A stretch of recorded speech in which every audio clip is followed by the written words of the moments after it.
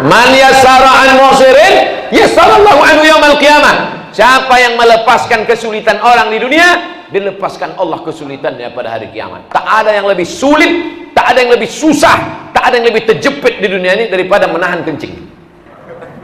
Itulah yang sudah kita lepaskan. Bayangkan dia menahan kencing dari mulai Simpang Marendal sampai ke Kampung Lalang. Pas Kampung Lalang tengoknya masjid. Begitu sampai di masjid, ditengoknya WC berkunci. Apa kata dia? Makan sumpah pengurus masjid ini. Makanya walaupun WC itu terkunci, buat satu terbuka. Buat satu terbuka. Karena ada orang tersesat di situ.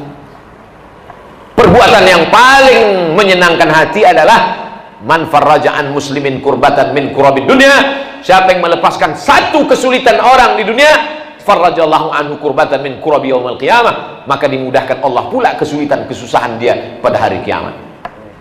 Itulah tujuan kita mendirikan masjid. Cuman buat juga lah balai agak besar sedikit. Jamaah kalau bisa jangan cuman mampir kencing, sembahyanglah kalian agak 2 rakaat, biar jangan apa kali kalian nanti.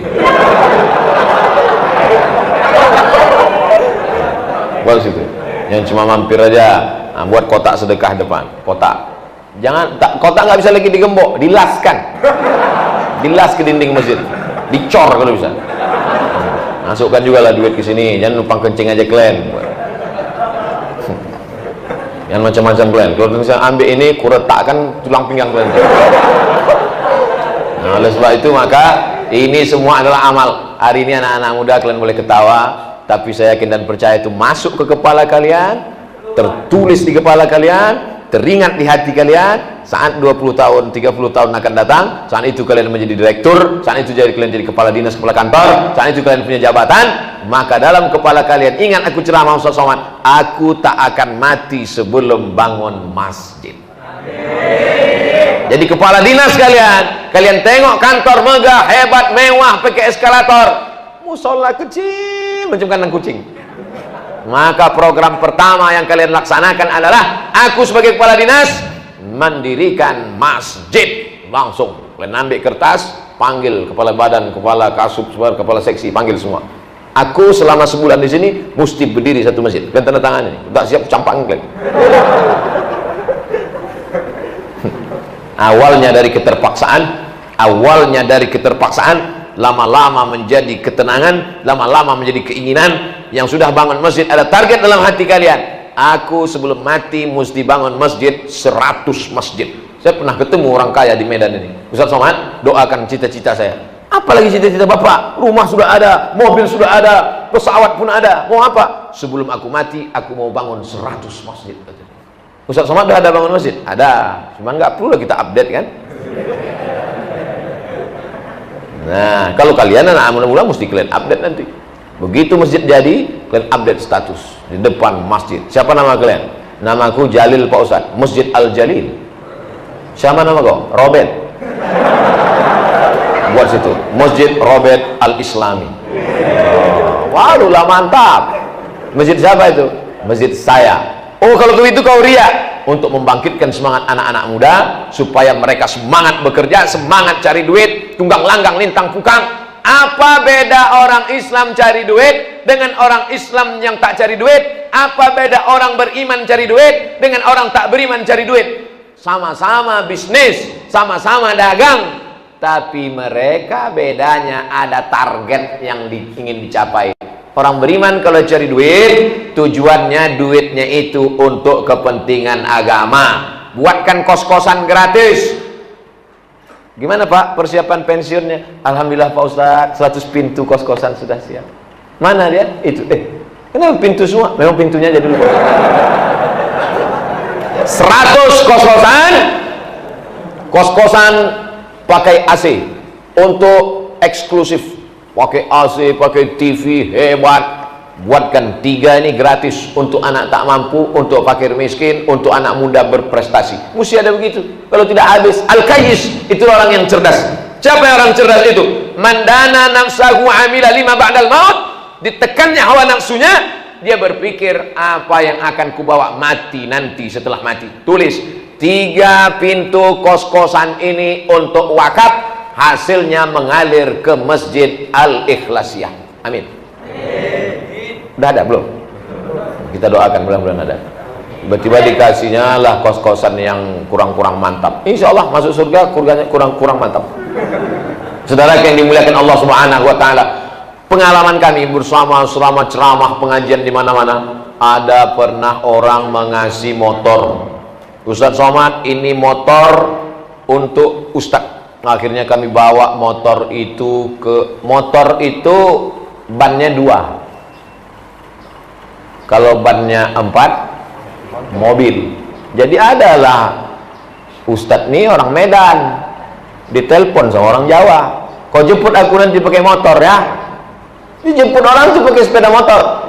Rupanya maksudnya motor tuh mobil, karena di Medan motor tuh mobil.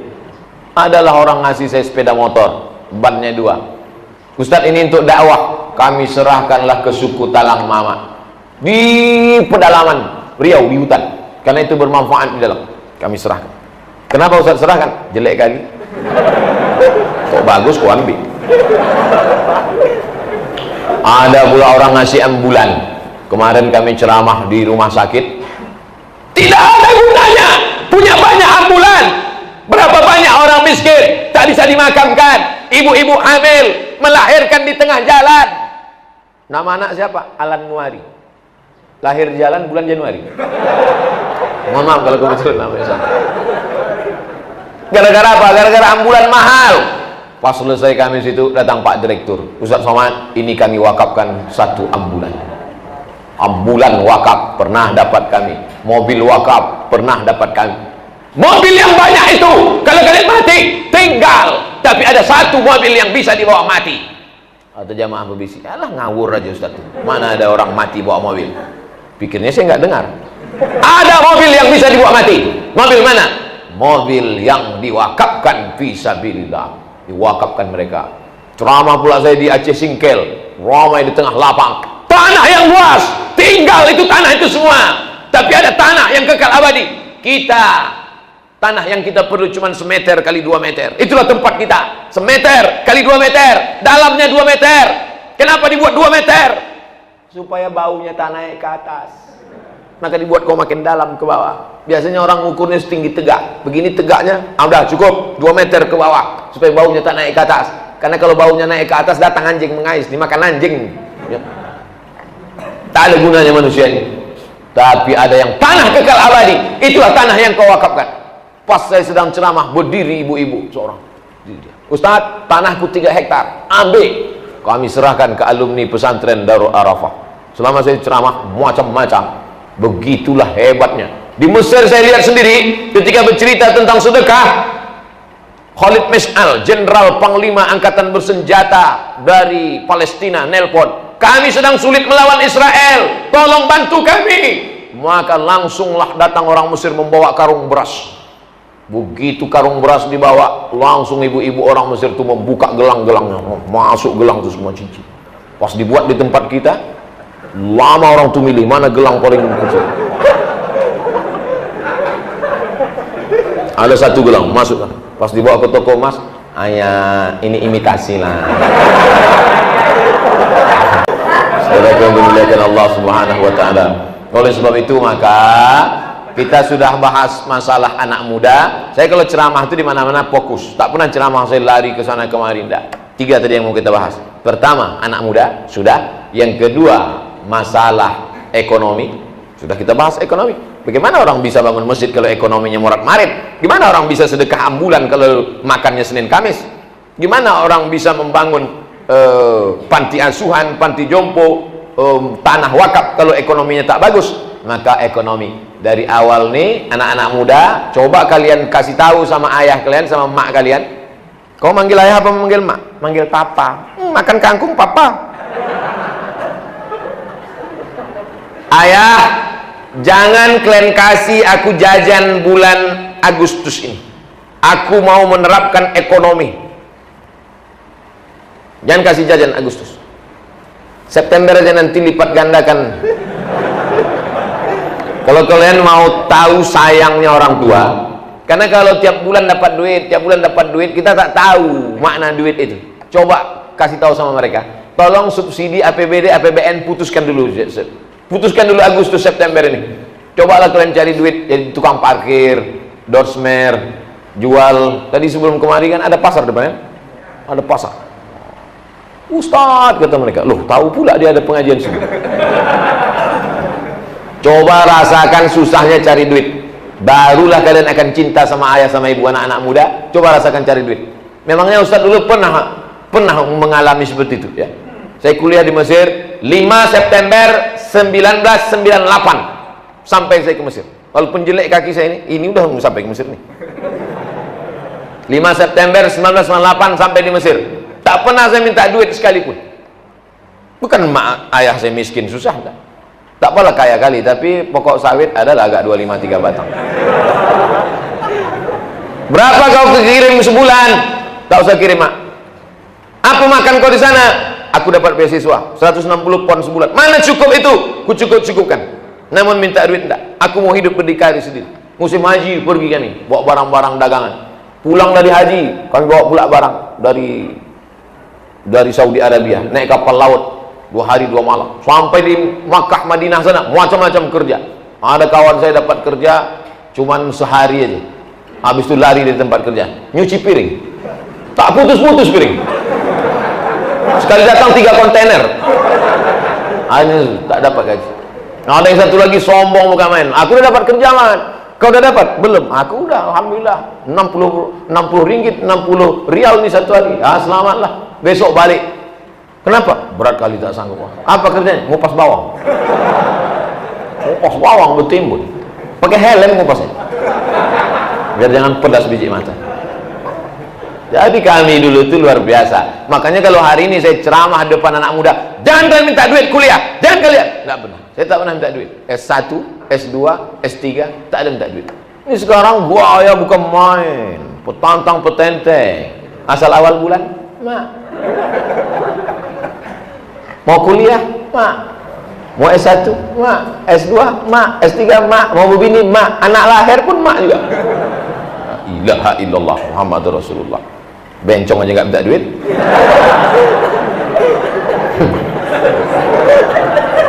Saya tidak keras. Saya tak nyuruh kalian anak-anakku macam saya betul tak minta duit 4 tahun. Jangan. 4 tahun S1, 2 tahun S2, S3 2 tahun tak minta duit. Bukan seperti itu. Terlalu keras. Itu terlalu berat buatmu, Dilan. Kalian kusuruh 2 hari aja, sebulan aja, seminggu aja tak usah minta duit. Cobalah cari duit melalui jual koran. Cobalah cari duit melalui dorsmer, cuci mobil, cuci motor. Cobalah jual duit melalui jual online. Biar tahu bagaimana susahnya. Kalau sudah tahu bagaimana sulitnya, pas duit itu dapat, maka rasa sayang untuk ini suka-suka hatinya aja memakai duit. Dikiranya di kamar bapaknya itu ada pokok duit. Asal disiram betunas, asal disiram betunas. Bukan semudah itu. Mereka sayang. Ada pula memaksa emak. Berapa kali saya dapat video WhatsApp, ada orang memaksa emaknya masuk ke rumah. Mana duit, Mak? La ilaha illallah. Mau kupijakkan aja batang lehernya. Udahlah emak itu tua melahirkan dia. Kalau memang kau gagah perkasa, pergilah kau ke sana jualan. Bisa kau dapat duit, berhasil hidup. Oleh sebab itu Islam ini mengajarkan Nabi Muhammad SAW tak ada ayahnya, tak ada emaknya. Siapa yang membuat Nabi tak berayah, tak beribu itu? Allah mau mengajarkan kita mandiri. Belum lagi lahir ke dunia, sudah meninggal ayahnya. Walamma tamma min hamlihi syahrani ala ashhuril aqwanil marwiyah tufiya bil madinatil munawwarati abuhu Abdullah.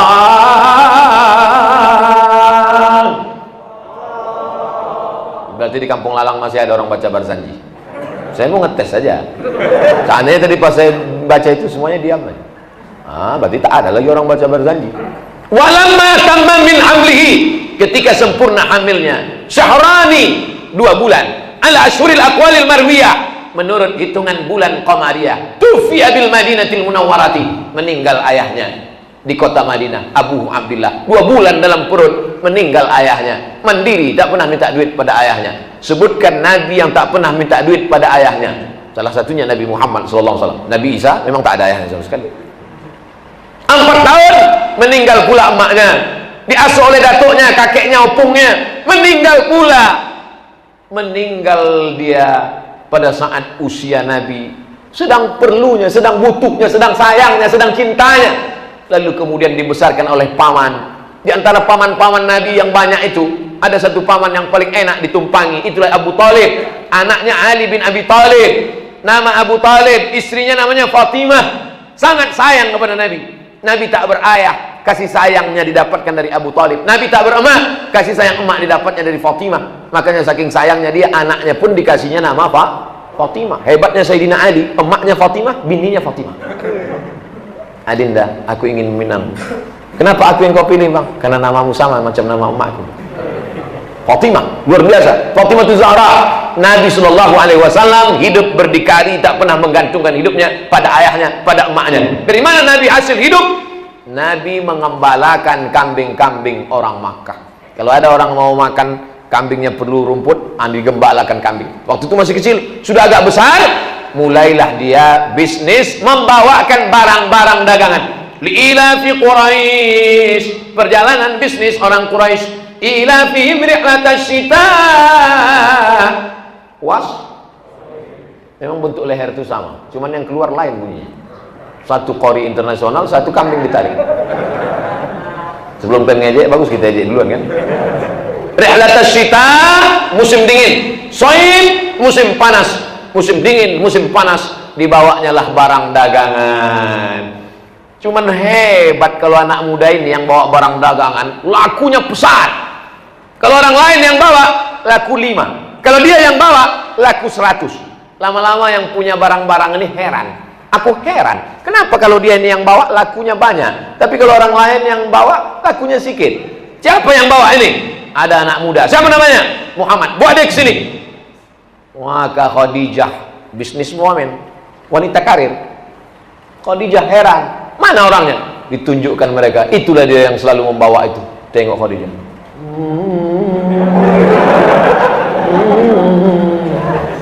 Itu rupanya orangnya. Khadijah zaman itu dia tak mau ngomong langsung. Akhirnya disampaikannya lah kepada perantara, namanya Maisarah. Maisarah, coba sampaikan sama dia, mau tak dia nikah sama aku? Sampaikanlah ke Nabi. Ya Muhammad SAW. Ya, itu yang punya barang-barang yang kita jualkan selama ini. Dia perempuan kaya. Mau tak kau nikah sama dia? Akhirnya setuju. Paman-paman Nabi lah meminang Khadijah. Maharnya 20 ekor onta ditambah beberapa uqiyah. Dalam buku ensiklopedia ekonomi Islam disebutkan total mahar nikah Nabi dengan Khadijah, umurnya 25 tahun, anak muda, maharnya 1 miliar. Ini tak saya ceramahkan di depan ibu-ibu karena akan merusak harga mahar. Mudah-mudahan ini jangan sampai cerita nikah mereka. Ibu yang di luar, jangan ibu ceritakan ke ibu-ibu yang lain. Nanti tak ada yang laku ini. 1 miliar. Tapi kalau depan ibu-ibu, kalau depan ibu-ibu, saya ceramahnya saya sampaikan. Aqalluha mahran, perempuan yang paling baik, maharnya yang paling rendah. Datang seorang perempuan bertanya kepada Nabi, "Ya Rasulullah, ada anak muda meminangku. Dia mau kasih mahar sepasang sendal." Nabi bertanya, "Araditi, mau kau dipinang dengan sepasang sendal?" "Mau ya Rasulullah." Nabi menyetujuinya. Nah, itu. Tapi kalau depan anak-anak muda ini saya bilang maharnya 1 miliar supaya kalian semangat cari duit. Saya sangka kereta api. Oh, dekat rel dari sini. Jangan kalian jual rel itu nanti.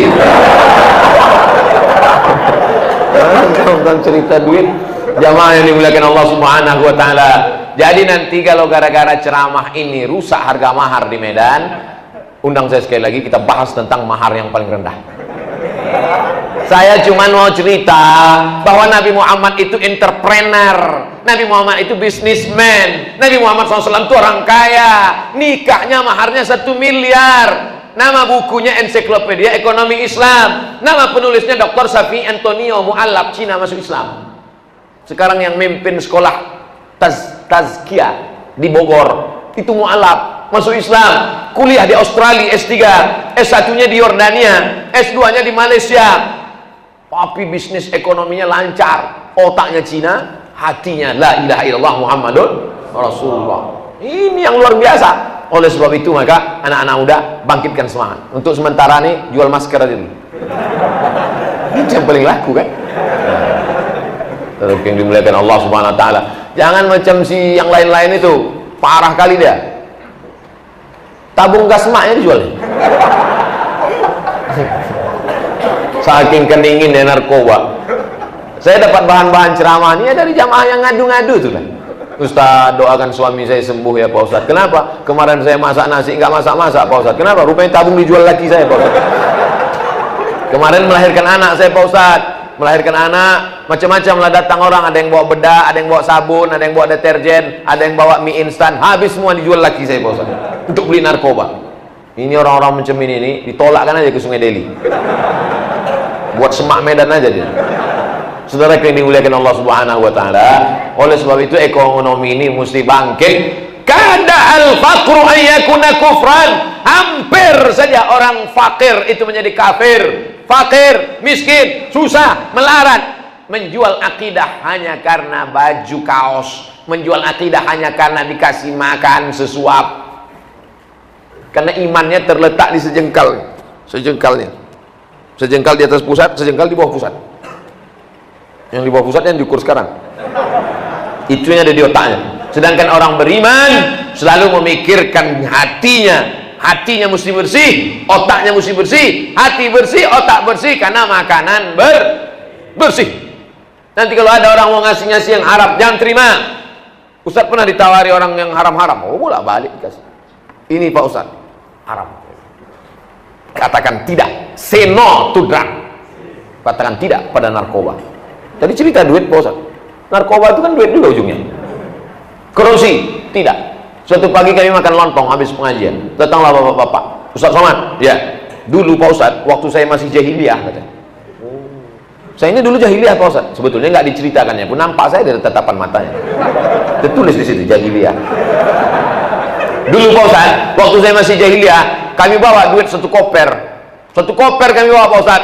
Kami jumpai pegawai kantor gubernur. Kami mau mapat proyek sama dia. Kami datang ke rumahnya, Pak, tolong kasih kami proyek, ini duit satu koper. Apa kata bapak itu? Tidak. Tapi anak bapak kan sedang kuliah di Australia, perlu banyak dolar, sekarang sedang krisis ekonomi. Tidak, aku tak mau kasih anakku makan haram. Itu orang luar biasa Pak Ustaz. Dikenang orang sampai akhir zaman. Berhasil, anaknya sukses, dokter, gara-gara dikasih makan halal. Sebaliknya ada yang hantam kromo, bantai saja, riba sudi. Apa aja duit tuh, puas. Kenapa kau ambil duit itu? Kan haram. Duit kan nggak ada warnanya. Halal sama haram warnanya merah juga. Diambilnya aja semua. Yang ini jadi hantu, yang ini jadi setan, yang ini jadi genderuwo, yang ini jadi sundel bolong, yang ini jadi begu ganjang. Tak ada pun satu jadi orang. Gara-gara makan haram. Saya yakin dan percaya anak-anak muda yang bisa hatinya tergantung di masjid, sholat subuh bisa datang, ini pastilah anak muda yang dikasih makan halal. Karena memang tertulis di situ label halal. Saudara yang dimuliakan Allah Subhanahu Wa Taala, atib mat'amak, jaga makananmu, takun mustajab dakwah, maka doamu akan dikabulkan Allah Subhanahu Wa Taala. Tadi saya mulai jam 5 kurang 15, sekarang jam 6.45, pas 1 jam kita bersama. Ternyata kalau duduk sama anak muda 1 jam tak terasa. Coba duduk sama orang tua. Saudara yang dimuliakan Allah Subhanahu Wa Taala, kalian baca peluang apa kira-kira peluang? Sekarang banyak orang jadi vlogger, banyak jadi youtuber. Kalian bisa juga buat youtuber, tapi janganlah cuma ngejar konten sampah itu jangan lagi kalian perbanyak. Cuma ngejar konten, hanya ngejar konten dipaksakan diri. Orang makan bakso, makan mie ayam, dia makan kecoa. Alhamdulillah makan kecoa hidup. Tengok kawan makan kecoa, followernya 1 juta, mau makan 2 juta, masukkan kepiting. Oh ini kalau nampaknya kalau masukkan kali jengking bisa 5 juta nih. Masuk, memang 5 juta, tapi kau innalillah langsung. Konten di dekat rel kereta api. Hai guys, lihat kereta api sudah mendekat, sudah pop, mati. Nah, konten-konten sampah. Padahal untuk buat konten halal itu begitu mudahnya. Medan banyak konten halal. Pergi ke kantor pos Medan. Pergi, saudaraku, aku sedang berada di kantor pos Medan. Kantor pos ini didirikan pada tahun sekian, cerita tentang sejarah. Jangan lupa subscribe, like, and share. Banyak. Buat nanti remaja Masjid Al-Ikhlasiyah lomba konten vlogger konten bermakna 2020. Buat nanti panitia. Yang juara nanti saya endorse. Masalah berapa persen nanti kita bicarakan. Saudara yang dimuliakan Allah SWT, saya sampai hari ini duit YouTube itu tak pernah saya makan. Semua duit YouTube itu untuk beli beras. Ustaz makan juga berarti untuk fakir miskin, yang tiap bulan dibagi ke fakir miskin tuh. Tapi kalian masih mahasiswa, belum ada pekerjaan, nggak apa-apa kalian makan, boleh untuk biaya kuliah. Sampaikan pada mak, ayah, jangan kasih lagi duit. Aku alhamdulillah udah ada pendapatan bulanan sekian, dari hasil jual masker sekian, dari hasil jual sendal untuk masjid sekian, dari hasil penjualan sendal di masjid ku jual sekian, dari hasil jual air sekian. Kalau ada duit, mak, apa niat cita-cita kau nak? Cita-citaku ingin memberangkatkan haji emak dan umroh. Meleleh air matanya saat kau katakan cita-citaku yang tertinggi ingin memberangkatkan kalian umroh, mak. Ya, saat itulah kalian sedang menjolok rahmat dari Allah. Tumpah rahmat dari langit, hidup kalian berkah. Ini cita-cita, apa cita-cita kau nak? Cita-citaku jadi pengacara, mau ku penjarakan mak sama ayah. La ilaha illallah. Tiga ini sudah tercapai. Pertama, anak muda. Kedua, ekonomi. Ketiga, peningkatan. Baca peluang, lihat yang terbaik. Insya Allah semua jadi anak-anak muda yang sukses dunia akhirat. Amin ya rabbal alamin.